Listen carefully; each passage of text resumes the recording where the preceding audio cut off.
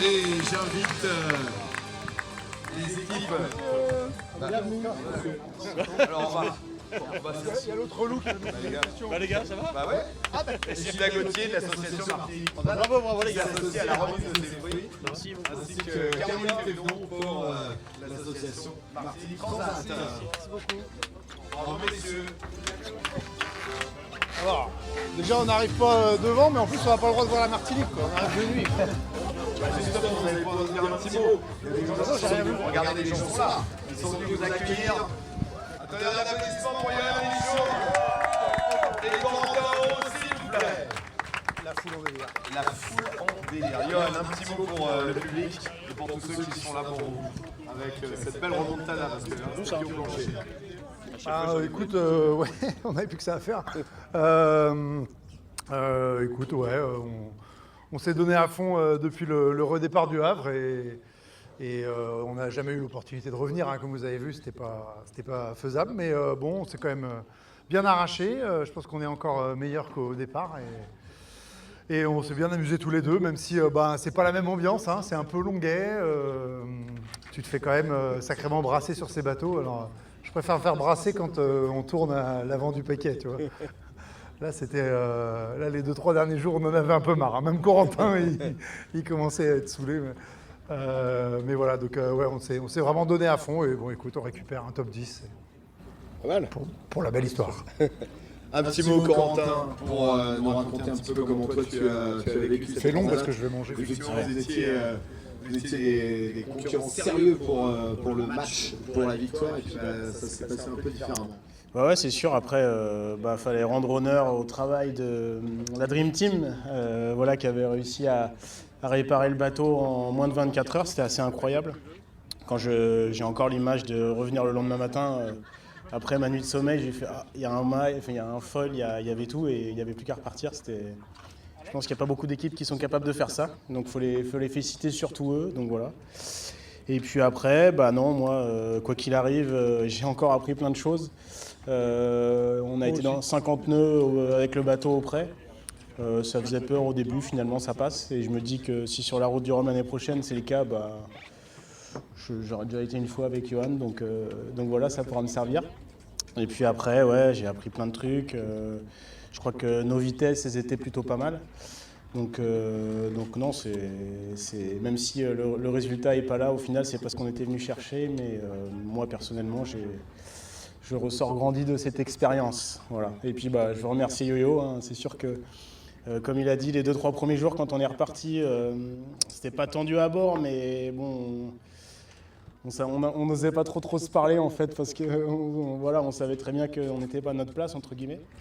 Et puis au fur et à mesure du temps, c'est revenu et puis on a trouvé du plaisir ailleurs rechercher la performance, essayer d'apprendre sur le bateau. Et puis les petits moments sympas aussi, le long de l'Afrique, on a été très proche de l'Afrique, c'était sympa. Parce que c'est vrai, comme il dit, après les bateaux, j'avais pas ce souvenir-là, mais c'est éreintant. Les bateaux, tu te dis on a fini le prêt, mais en fait tu pars au portant à 30 nœuds. Et tu fais des sauts de vagues, donc même quand tu dors, tu dors pas, tu te fais broyer le dos. Et puis en fait, il y a 2 places bien dans ce bateau. Il y a une place dans le siège et puis une place dans la banette. Donc voilà, après, soit tu es par terre, soit... Donc voilà, c'est pas l'idéal, mais c'est le prix de ces hautes vitesses.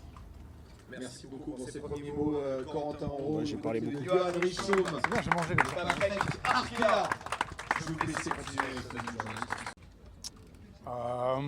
Comment on Tous les gars qui sont là. Ouais, comment on retrouve l'Agnac? Je pense que l'équipe elle nous l'a donné l'Agnac puisqu'ils se sont arrachés dès la première minute où on a annoncé qu'on avait un souci qu'on retournait au Havre.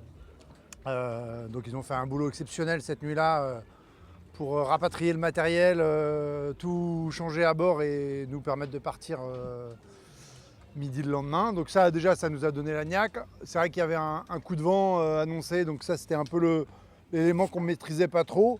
Après, moi, j'étais en confiance. Alors, contrairement à Coco, c'est que moi, les routes du Rhum en solo, dans 50-60 nœuds, je les ai déjà faites. Et donc, ça me paraissait quand même largement franchissable. Donc voilà, la seule perspective qui n'était pas agréable, c'est que je voyais bien que c'était quasi impossible de revenir sur un groupe performant. En tout cas, la météo n'était pas notre avantage. Donc bon, voilà. Mais bon, après, une fois que tu es parti, c'est fait. Et puis, au final, je pense qu'on a vachement bossé. Et je pense qu'on est encore meilleur sur ses allures de portant. Et justement, c'est ce que disait un peu Corentin, c'est qu'on s'entraînait à matcher les vitesses de Charal devant, parce que je pense que s'il y avait 2 bateaux qui ont à peu près trouvé le système pour voler au portant stable, c'est eux et nous. Donc on était un peu déçus de ne pas aller tester ça aux avant-postes. Malgré tout, ouais, c'est vraiment qu'il y avait un gros potentiel dans ces bateaux. Et voilà, c'est usant, c'est éreintant.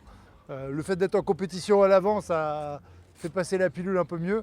Quand tu es en demi-croisière à l'arrière, tu te donnes à fond, mais bon, il n'y a pas d'enjeu particulier. C'est usant. C'était un top 10 Voilà. quand même, vous avez fait une belle remontée. Ouais, c'était super, on fait un top 10. Ouais. Trop bien. Corentin, tu peux nous dire un petit peu ce que Johan t'a apporté sur cette transat, ce que tu as appris? Tout, hein, plein de choses. Hein. C'est vrai, dès le début, moi, partir dans 50 nœuds auprès, ça m'enchantait pas. Et puis je l'ai vu très serein. J'ai dit, allez, feu, hein, de toute façon, ce sera un baptême du feu. Et puis c'est passé super bien. On a bien anticipé les choses. On a tout bien fait. On n'a rien cassé dans le vent fort. Et puis après, l'utilisation du bateau. C'est vrai que là, le fait d'être un peu à l'arrière aussi m'a laissé plus la main aussi, j'ai l'impression. Il me faisait. C'était à moi de m'éclater, de chercher les réglages, de m'amuser. C'est tranquille comme ça. Voilà, donc non, c'est sûr que moi j'ai pris beaucoup de confiance sur le bateau. Et toi, Johan, qu'est-ce qui t'a apporté Corentin? Qu'est-ce qui m'a apporté Coco? Déjà on s'entendait bien, et c'est vrai qu'on s'entendait bien dans le fait de travailler le bateau, les réglages de pilote, les réglages de voile, les choix de voile. Donc on a fait plein de configurations différentes. Et donc souvent on se levait du quart et l'autre nous racontait tout ce qu'il avait changé, alors lui plus que moi. et du coup on a appris pas mal de petites choses comme ça ensemble. Donc ça c'était cool. Et ce qui était bien effectivement c'était d'avoir au final la possibilité de lui laisser la main sur pas mal de choses. Et du coup de le laisser quasiment faire du solo par moment d'une certaine manière. C'est pas tout à fait ça, mais c'est pas loin quand même. Et donc ça c'est cool pour lui, je pense que c'est une bonne formule au final. Et voilà, puis en plus comme il ramène le bateau en équipage après, il prend de la confiance sur l'utilisation du matériel. Et juste on est 2 compétiteurs, donc si tu veux on peut aller faire de la croisière ensemble un jour, hein, mais j'aurais préféré faire de la régate. Et voilà. Après, on en a fait d'autres. On a fait une très belle saison à côté de ça. On a fait beaucoup d'événements qu'on arrive déjà à oublier quasiment, ce qui est quand même assez fou. Et au final, on a passé une belle saison. On s'est bien entendu. On fait une belle passation. Et c'est ça que je retiendrai. Johan, c'est la fin d'une belle aventure avec ce bateau. Est-ce que tu y as pensé? Est-ce qu'il y a un peu d'émotion à se dire que... Ouais, il y a un petit peu d'émotion, ouais, forcément à le lâcher. Hein. On aime bien ce bateau, hein, Cyril. On a tous mis beaucoup d'énergie dedans depuis 3 ans. Il nous le rend bien. Je pense que c'était un bateau assez précurseur dans son style de design et de type de performance. Je pense qu'il donne le tempo pour la suite de la classe IMOCA. Et voilà, et il nous a quand même permis de gagner 2 transats, faire 2e autour du monde sur le Vendée Globe. Voilà, ça se lâche pas si facilement que ça. Au final, mes autres bateaux, j'avais moins fait. Au final, j'avais fait quelques mois et une route du Rhum à chaque fois. Là, c'est vrai que voilà, il y a une histoire plus longue, pardon. Et surtout une passation qui est plus longue et qui est plus belle du coup. C'est pas juste je vends un bateau et casse-toi. Ça avait été un peu ça avec les autres quand même, au final. Je suis désolé pour eux, mais j'ai pas passé beaucoup de temps avec eux.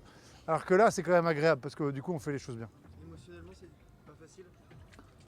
Émotionnellement, si, ça va. Non, moi, je suis juste déçu de l'histoire de cette transat où au final, on ne fait pas la compétition qu'on veut. Mais ça, je vais m'en remettre et on passera à autre chose et on est déjà sur autre chose. Et c'est pas très grave. Voilà. Mais je suis quand même satisfait d'être arrivé au bout, de ne pas avoir abandonné. C'était vrai, mettre le clignotant à gauche et rentrer à Lorient, c'était l'option facile en quelque sorte. Par contre, je pense que le fait de l'avoir fait, ça nous apporte à tous les deux un plus pour la suite. Et ça, c'est toujours bien.